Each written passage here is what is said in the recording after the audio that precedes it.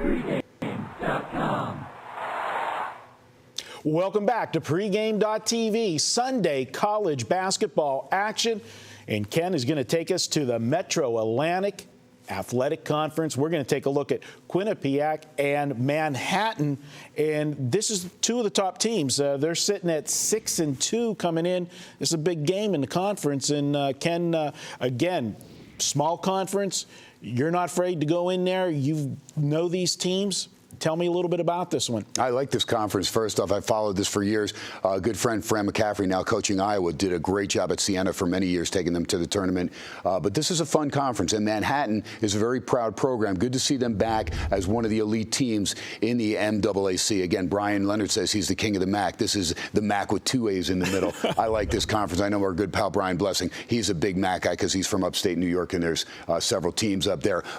Canisius, one of the teams, I got to see them the other night, and that's a fun team. Why? Because Barron's the head coach, his son Billy's the shooter, and the kid shoots he's got unlimited range. I love kids that can play like that, and they're a fun team to watch. But Ryder's down there in Jersey. St. Peter's is there in Jersey. So this is where I grew up, and it's a smaller conference, but you can make some money in this conference if you follow closely. Yeah, no, in the last video you talked about, we've talked Indiana, how it's a hotbed for basketball in Kentucky. Right. New York is another place to go and get talent. I know the Pitt Panthers, they recruit well out of New York. They have some of the assistants that got ties there. There's just, the inner cities and, Yeah, don't forget Jersey. First off, I'm from Jersey, North Jersey, right there. So many of the players, because Rutgers has never been a big-time player team. Now, Seton Hall has been okay, and Princeton is okay, but a lot of those kids won't get into Princeton grade-wise. So they'll get into the Hall, they'll get into Rutgers, and those teams are okay. But when you have the other teams, and you had the Big East for so many years, you had the St. John's, and you had the Georgetown with Carnesecca and Thompson,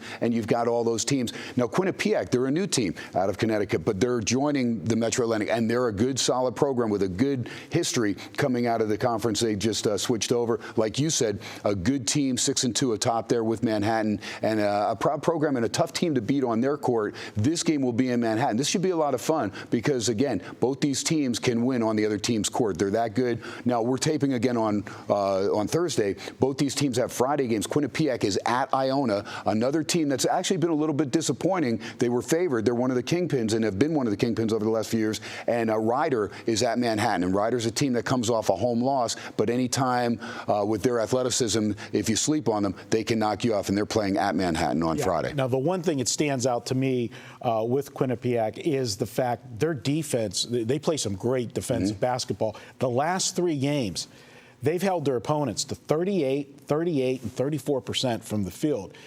You gotta take care of the ball and make your shots count against a team like this. Yeah, my buddy Roxy Bernstein, he did the play-by-play for Quinnipiac when they went up to Corvallis and played Oregon State, and played Oregon State pretty tough, got the cover there. Again, they're not afraid to go travel. They're one of those teams that has that Gonzaga mentality. When Gonzaga was starting out, we remember when Dan Monson was there and bringing this team up. Hey, we'll play you anytime, anywhere, wherever we have to go, just to get our name out there, that we're not intimidated. Quinnipiac has that same style. It doesn't hurt to get a paycheck, too, to get a beating sometimes. Well, you know what, Ken? This is your free pick. Let's make it official. All righty.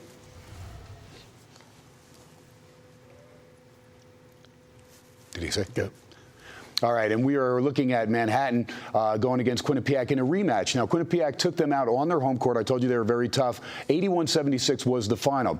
A big blow, though, to the Manhattan Jaspers. Just 5 minutes into the game, they lost their leading scorer, George Beeman. He is their main guy. He's their go-to guy. They have two guys, basically. It's Beeman and Michael Alvarado. Now, Alvarado finished the game with 23 points, led the way, but they still fell a little short. Beeman, 20.1 points per game, 6.6 rebounds. He is the man. So they'll have him back. He's healthy. He's ready to roll. Again, we talk about Quinnipiac. They've got a three-headed monster there with Azotim, Hurst, and Shannon. Between those guys, they're scoring 39 points a game. They are solid. They play great team ball, and as Marco talked about, good, solid defense, not just defense as a whole, but good perimeter defense. So the ball movement is important for Manhattan. They move it real well on their home court. The crowd will be there in numbers. Again, they've picked this program up the last couple of years and got back to the upper echelon of the MAAC, and I really like watching this Jasper safer team. I think they take care of business with Beeman there for the full 40 minutes. Again, he'll play probably in excess of 34 minutes is what he averages. He's back healthy now. Again, he hurt the ankle right out of the box there in Quinnipiac, and they lost that game by 5 points. So I think they avenged that loss. They know it's a big-time home game. You've got to hold serve on your home court. Again, they have a game against Ryder, but I really think the problem for Quinnipiac is they're going to Iona on Friday, and that is an Iona team that's hungry right now and trying to get back into the race. And I think Iona, the way they push the ball, is going to take a lot out of Quinnipiac, because when you go to Iona, 9 times out of 10, those boys make you play their style, and it could be too much for Quinnipiac to overcome with just the 1 day's rest, the Saturday rest day in between getting ready for an early afternoon Sunday game against the Manhattan Jaspers. So my play, Jaspers, and Chuck had this at 6, possibly 6.5 based on his power rankings. So he said that's basically what it's going to be, KT, between 6 and 7 points. I think anything 7 or less, take a shot. I like the Jaspers on their home court against Quinnipiac. Respect Quinnipiac, but not enough to go into Manhattan and win in a must-win situation to hold serve and get a split of the 2 games with Quinnipiac. Manhattan gets the win, and they get the cover. I think they win this game right around 8 to 12 points, Marco. All right, great stuff, Ken. We're going to come back. We got one more video for you. We're going to break down the Super Bowl early look. We're going to talk about the line movement and what's going on with it, and possible weather conditions and everything else. That's up next. Pregame.tv.